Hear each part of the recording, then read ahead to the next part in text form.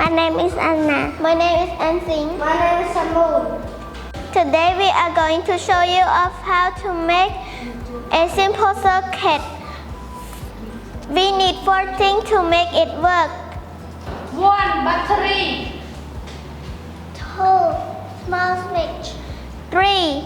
A light bulb. 4. Need some wire. Battery push electricity around the circuit. Positive and negative must be connected.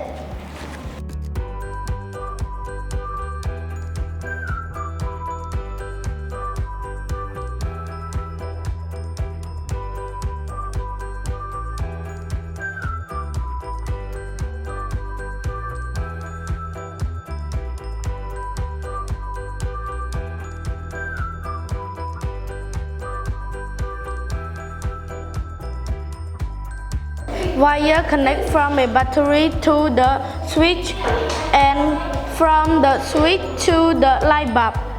Bulb will light up when the electricity flow through the circuit. Are you ready?